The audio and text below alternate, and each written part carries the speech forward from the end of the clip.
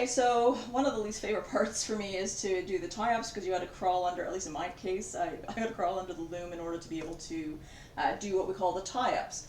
And so basically the tie-ups, if you could see here, these are the treadles. They're kind of like pedals that you depress.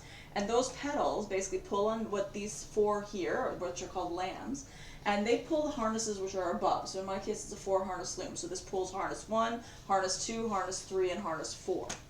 Now each of these lambs you can see has 6 eyelets. So I have 6 treadles.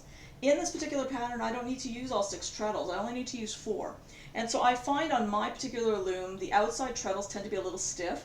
So if I only need to use 4, I'll use the middle 4. Okay? So basically what I'm going to do here is I'm going to use these 4 treadles that are basically up. Okay? The other 2 are unhooked, so that I won't be confused about having to use them. It also doesn't require my legs to space out as much when I'm trying to weave. They tend to be closer together.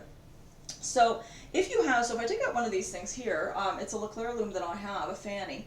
And so I bought from Leclerc actually because my actual little ropes were actually getting very old. This is a very old loom. And so I bought a new set. And so basically they're tied, you can make your own basically. You know, they're tied at the end. One end, the looped end, will go through the eyelet, okay?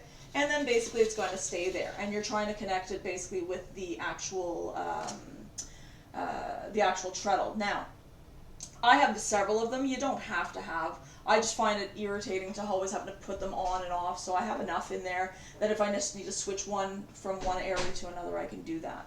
So basically right here, so I'm going to look here for treadle 1. It says that I need to have, okay, I need to have basically it pulling down harnesses 1 and 2. And so I've got 4 eyelets here. So basically I have right now harness 1 and 3 are actually being pulled down. That doesn't work for me. So I've got basically a hook. I'm going to pull out the hook. Okay. Oh, give me a sec here. There. And you'll notice that with the eyelets you have 4 spaces. So one for each of the ropes there. So I'm going to take out 3. And I need 1 and 2. So I've got the second one here already on the second lamb. And if you're not sure, just pull it down so you can actually see that it's pulling down the second lamb. Okay. And then I'm going to put that in. Alright, and that's good to go. The second treadle basically needs to have 2 and 3. So this already has 2 and 3 done, so I'm good with that one. I don't need to change that one. Harness 3 basically needs 3 and 4, which is already done as well.